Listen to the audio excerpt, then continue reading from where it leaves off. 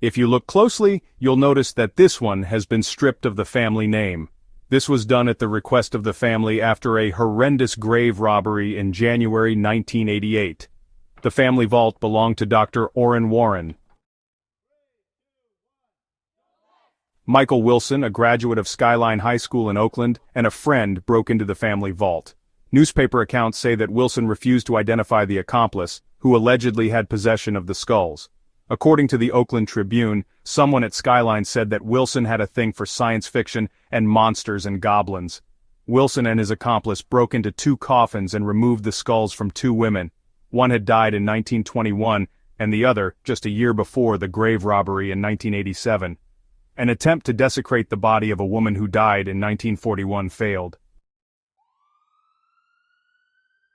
Chris Powell, a student at the San Francisco Institute of Art, discovered the grisly scene and took photographs that he gave to the Oakland Tribune. The pictures show the opening above the door where the 2 men gained entrance, as well as graphic images of the desecrated coffins. One image shows the skeletal remains of a child. Cemetery records show that 5 children were buried in the Warren family vault. We don't know much about Dr. Orin P. Warren. His family vault sits among the very first ones built at Mountain View Cemetery in the 1860s. The cemetery has records of the other people buried in the family vault, but out of respect to the dead, they will remain anonymous. We know that some of the vaults, mainly the neighboring Tubbs vault, were used as holding places for bodies before their burial places were ready.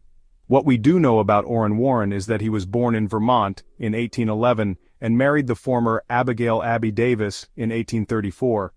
Records show that he advertised in the Oakland Tribune as an eclectic physician and lived and worked at 403 14th Street in Oakland.